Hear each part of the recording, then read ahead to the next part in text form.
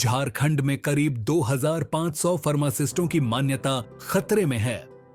राज्य सरकार के अधीन झारखंड स्टेट फार्मेसी काउंसिल उन फार्मासिस्टों के खिलाफ एक्शन लेने जा रही है जिन्होंने बीते 2 वर्षों या उससे अधिक समय से अपने रजिस्ट्रेशन का नवीकरण नहीं कराया है।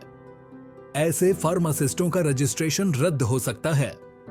इस संबंध में काउंसिल के निबंधक सह सचिव प्रशांत कुमार पांडेय ने आदेश जारी करते हुए संबंधित फार्मासिस्टों से 15 दिनों के भीतर स्पष्टीकरण मांगा है।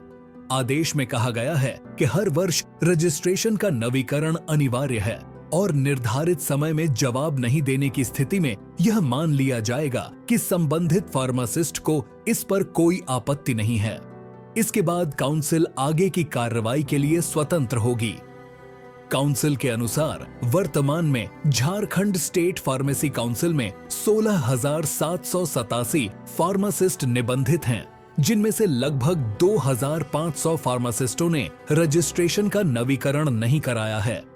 इसके अलावा सैकड़ों फार्मासिस्ट ऐसे भी हैं जिनका निबंधन 2 राज्यों की फार्मेसी काउंसिल में दर्ज है, यानी बिना एक राज्य से निबंधन स्थानांतरण कराए उन्होंने झारखंड काउंसिल में पंजीकरण करा लिया है।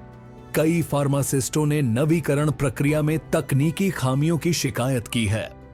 रिम्स में लगभग 30 वर्षों तक फार्मासिस्ट के रूप में कार्य कर 2016 में सेवानिवृत्त हुए अरविंद प्रसाद सिंह ने बताया कि उनका निबंधन दिसंबर 2025 तक वैध है, लेकिन पिछले 1 सप्ताह से ऑनलाइन नवीकरण के प्रयास के बावजूद उन्हें ओटीपी प्राप्त नहीं हो रहा है। उन्होंने कहा कि इस तरह की समस्या केवल उनके साथ ही नहीं बल्कि हजारों फार्मासिस्टों को झेलनी पड़ रही है। फार्मासिस्टों का आरोप है कि जानबूझकर ओटीपी नहीं भेजा जाता ताकि वे काउंसिल कार्यालय आने को मजबूर हों। कुछ फार्मासिस्टों ने आरोप लगाया है कि काउंसिल कार्यालय में बिना कथित चढ़ावा दिए न तो निबंधन होता है और न ही नवीकरण किया जाता है। इसी कारण कई फार्मासिस्ट कार्यालय आने से बचते हैं। इधर काउंसिल के निबंधक सह सचिव प्रशांत कुमार पांडेय ने इस तरह के आरोपों को निराधार बताया है।